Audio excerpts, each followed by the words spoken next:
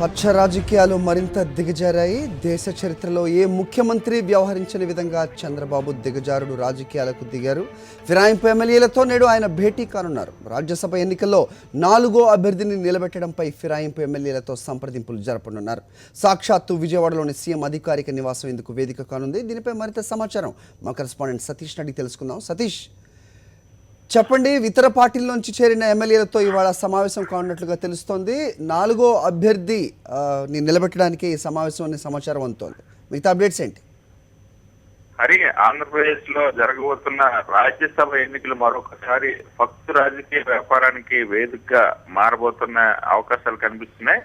సాక్షాత్ అధికార పక్షం సంపూర్ణ మెజార్టీతో ఆంధ్రప్రదేశ్ రాష్ట్రంలో ప్రభుత్వాన్ని నెలకొల్పినటువంటి ముఖ్యమంత్రి చంద్రబాబు నాయుడు ఈ రాజకీయ వ్యవహారాన్ని మరింత దిగజార్చే విధంగా వ్యవహరించడానికి సిద్ధపడుతున్నది ఇప్పుడు రాష్ట్ర వ్యాప్తంగా చర్చనీయాంశం అవుతుంది. నిన్న పొలిట్ బ్యూరోలో సమావేశం అయిన తర్వాత తెలుగుదేశం పార్టీ 4వ అభ్యర్థిని పోటీలోకి దించుతారన్న ప్రచారం జరుగుతుంది. ఈ మేరకు ఇవాళ సీఎం చంద్రబాబు మొత్తం ఎవరైతే ఇప్పటికీ వైఎస్ఆర్ కాంగ్రెస్ పార్టీ నుండి ఫిరాయించారో, నిబంధనలకు విరుద్ధంగా రాజీనామా చేయకుండా ఎవరైతే ఫిరాయించారో ఆ ఎమ్మెల్యేలతో 17 మందితో కూడా ఇవాళ సీఎం చంద్రబాబు సాక్షాత్తు రాష్ట్ర ప్రభుత్వ అధికారిక నివాసంలోనే సీఎం చంద్రబాబు ఈ సమావేశం జరగబోతా ఉన్నారు.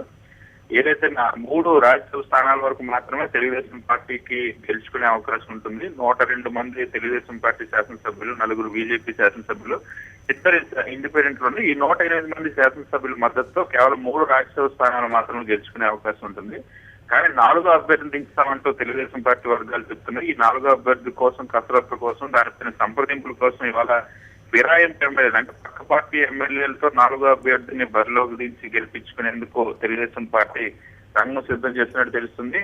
తెలంగాణ ఎన్నికలు, ఎమ్మెల్సీ ఎన్నికల్లో సరిగ్గా గత ఏడాది ఇదే రోజున ఈ కుంభకోణం బయటపడింది. తెలంగాణ ఎమ్మెల్సీ ఎన్నికల్లో కోట్లు ఒక ఎమ్మెల్యేను 5 కోట్లు కొనుగోలు చేస్తూ తెలుగుదేశం పార్టీకి సంబంధించిన ప్రస్తుత తెలంగాణ వర్కింగ్ ప్రెసిడెంట్ రేవంత్ రెడ్డి, అదేవిధంగా అదే వ్యవహారంలో సాక్షాత్ ముఖ్యమంత్రి చంద్రబాబు నాయుడు ఆడియో టేబుల్ కూడా విడుదలయ్యి మళ్ళీ అటువంటి ఆ చరిత్ర పునరావృతం చేయడానికి తెలుగుదేశం పార్టీ చూపుతున్నట్టు చాలా స్పష్టంగా కనిపిస్తుంది. ఇవాళ ఈ సమావేశం జరగబోతుంది. వాస్తవానికి ముఖ్యమంత్రి కార్యాలయం నుండి అధికారిక కార్యక్రమాలు కూడా ఏమీ కూడా వాళ్ళు విడుదల కాలేదు. వాళ్ళ రాజ్యసభ సభ్యుల ఖరారు ఈ ఎమ్మెల్యేలతో సమావేశం జరగబోతుంది. Hari, okay Satish, thanks for the inputs.